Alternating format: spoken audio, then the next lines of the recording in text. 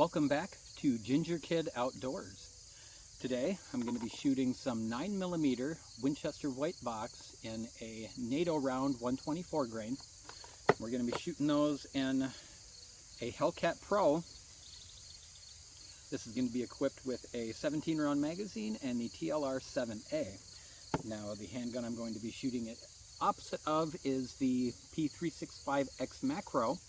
Both of these handguns feature a 4.4 inch barrel 17 round magazines, and both of them are going to be equipped with manual safeties.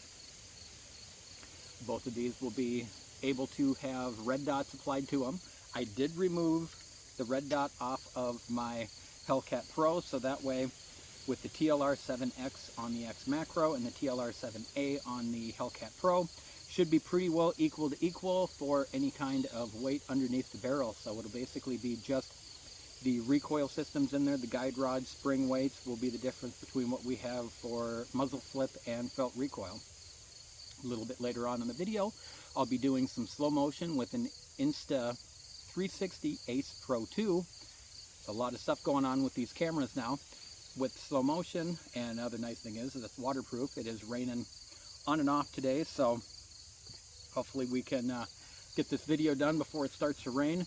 Right now I have a Farmer Rain Retro in shiny red down over top of my shooting bench here, so that way I at least don't get my handguns all wet from the how wet the bench is right now. So again, I'm going to be shooting 9mm 124 grain NATO rounds.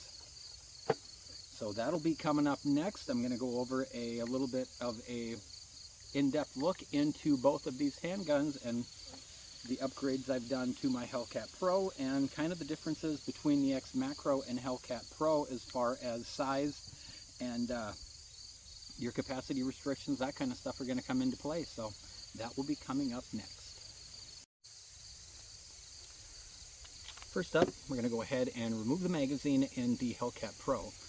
Now we're going to block the slide back, and you can visibly inspect to see that there is no round in the chamber of this handgun.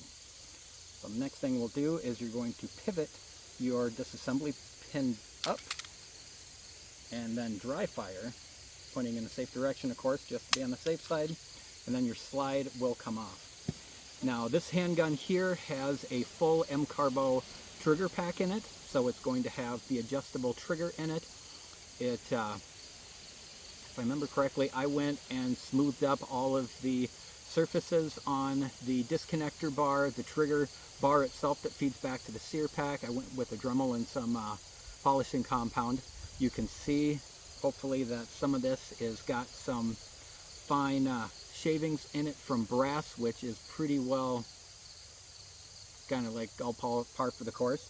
I don't know if I had a replacement, like a sear in there. I don't remember if the Mcarbo kit came with that. You can go to their website and see. Now, of course, on my slide, I do have a Galloway Precision recoil system in here. This is basically a two-part recoil system, so you've got a larger spring on the outside and a smaller spring on the inside. This is a replacement I put in my Hellcat Pro because the original system that comes in the Hellcat Pros are all plastic. It's got a plastic guide rod and then it's got a metal sleeve. I'm not a huge fan of any plastic in major components like this, where it's going to be possibility to not so much as break but bind. Anytime you're going to have anything that's going to bind and flex, you have the possibility of a firearm not functioning. Now with this as well, which you can't really see, but I did put in the Mcarbo striker in this handgun as well in the Hellcat Pro. Now that'll be their titanium model that they have out. So this has got a lot of Mcarbo guts to it. Then to reassemble, you just basically throw her all the way back, lock your slide to the rear, push your little takedown pin back down, and now you got your handgun is set back up and basically ready to start shooting again. So I did take my red dot off this as well, the Hollow Sun EPS carry. So I do have just the regular plate on it so that way it's the most equal to equal playing grounds. Now obviously this is not the stock handgun. where this is going to be a stock Xmacro. Again, this has got a 17 round magazine to it. Disassembly on this is a lot of the exact same procedures. Instead of pushing up, you're going to swivel this one down. Now with the Xmacro, there is no dry firing it. So that is one feature that SIG did, where you do not have to dry fire your handgun in order to disassemble it. Now you can see on this one as well, there's a whole bunch of brass shavings. Now you're gonna have that when you're doing any kind of like shooting with these handguns, because this brass is going to shave off when it's coming out of the magazine into the feed rams, everything like that. So don't be surprised when you see that. Now of course this actually has the entire trigger mechanism in this is located in a pack system. You can remove your disassembly pin out of it completely and pull the entire trigger, everything out, and that is your serialized number on this, where the Hellcat Pro, the serialized part is the actual frame itself. I believe that is underneath where I've got the flashlight, but they also do have another serial number. I don't know if you can see it down in front of the trigger, and of course serial numbers all over the barrel, the slide, everything. They got a serial number on it. But of course with the Hellcat Pro, your serialized part is the actual frame, where not Smith & Wesson, but Sig Sauer is going to a system where your serialized part is the trigger pack and not necessarily the frame. So I could switch this out from an Xmacro and actually build this trigger mechanism here into the original P365. I could build it into a P365 XL. I could mix and match parts all throughout the entire P365 family and basically make a Franken gun if I want to.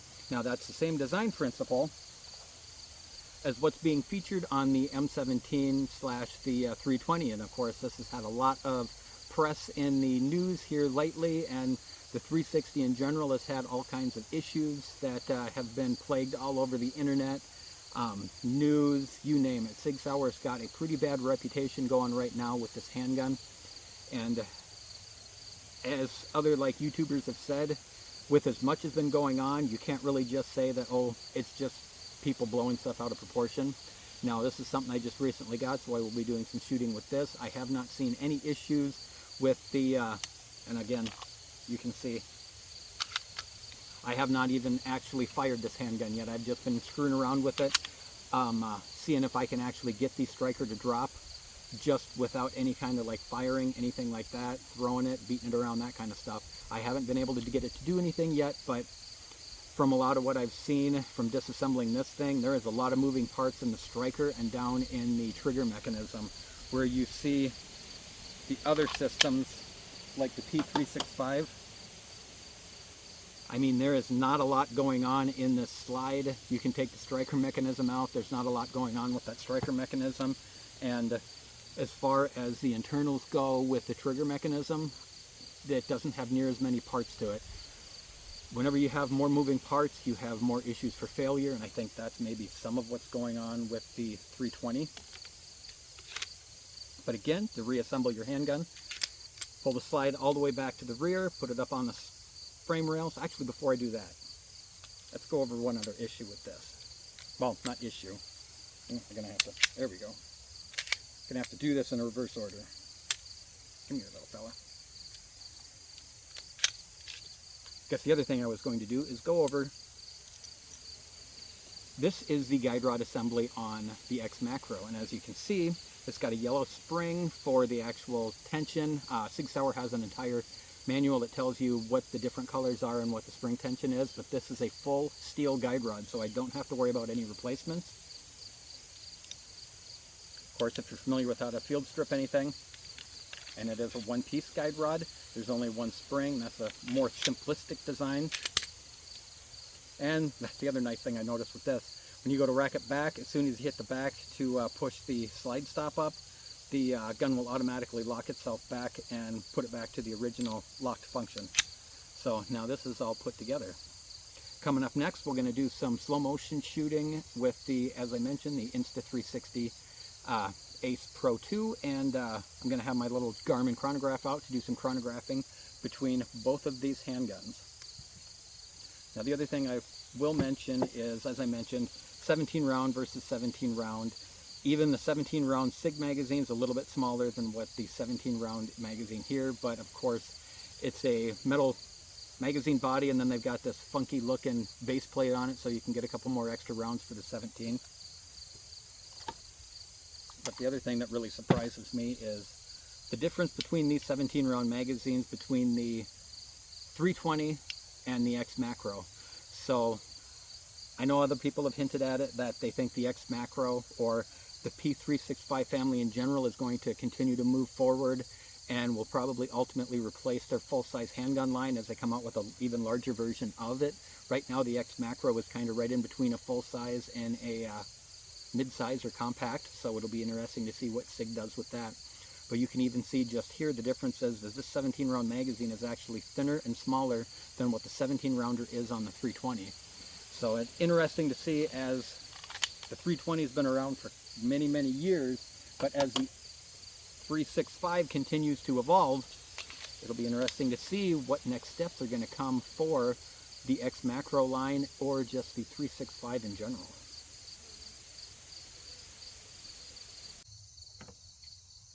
First up is a Springfield Hellcat Pro, and it is going to be loaded up with 5 rounds of 124 grain full metal jackets by Winchester in the 124 9mm load.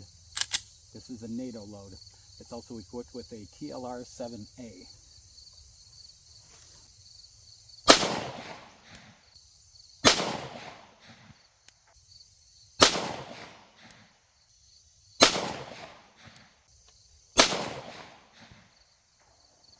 Five rounds, and as you can see, the slide lock worked perfectly fine. Next up, I'm going to switch over to the Xmacro by SIG. That'll have 5 rounds of the exact same kind of ammunition loaded up, so we can do a comparison. In this video, I'm going to pop in what the velocity was on this handgun, so we can see if there's going to be a difference in velocity. Now, they are the same barrel length, but you have 2 different manufacturers of barrels and obviously manufacturers of firearms. So we'll see if there's any major difference in the velocities between these 2 firearms.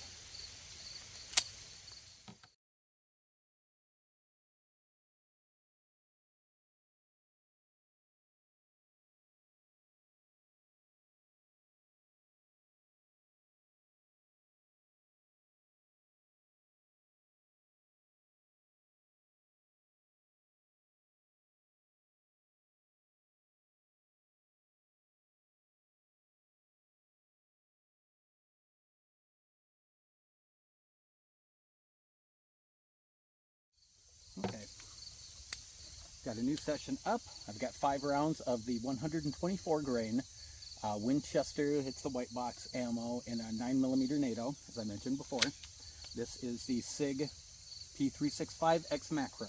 There is no compensator on this one. Go ahead, take 5 rounds so we can compare what the velocity and what the recoil is.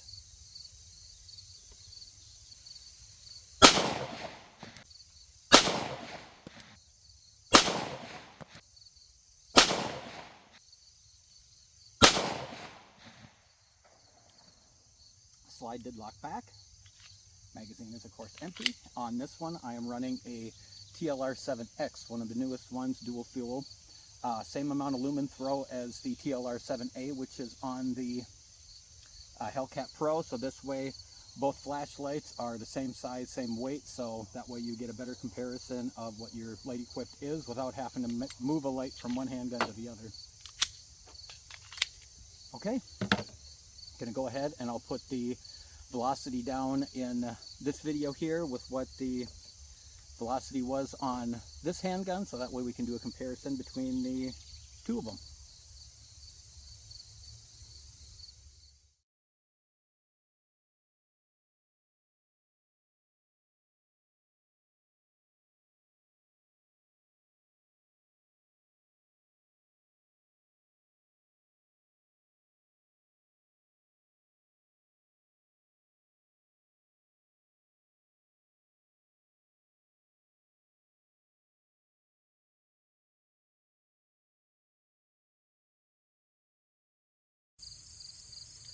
Okay, I am out here at 20 yards. I've got 2 steel targets set up in the Springfield Armory Hellcat Pro. As I mentioned, I've got a TLR 7A The holster I'm actually using with this is a Stealth Gear outside the waistband holster.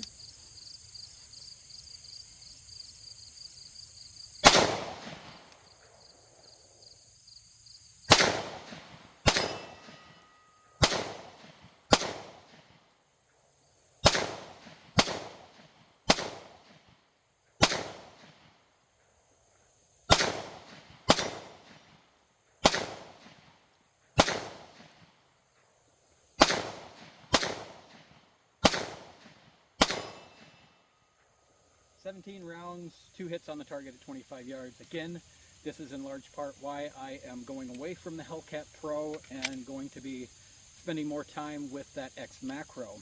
Now up next, I'll go ahead and set up the Xmacro and show you more about the holster there. As I mentioned, this is a, if I can get it off,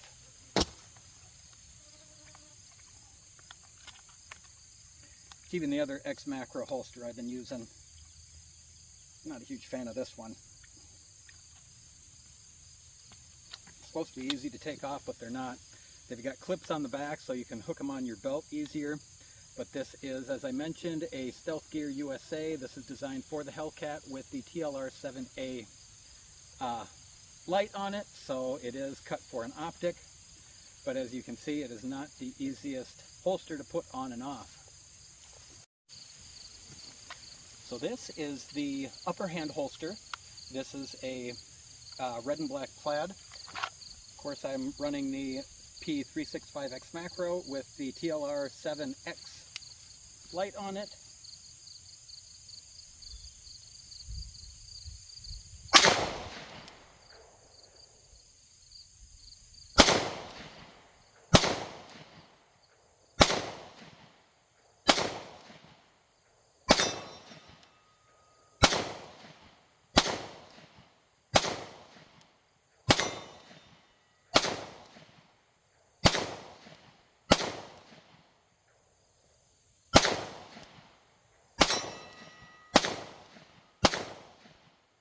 Again, 2 rounds actually impacted the target at 20 yards.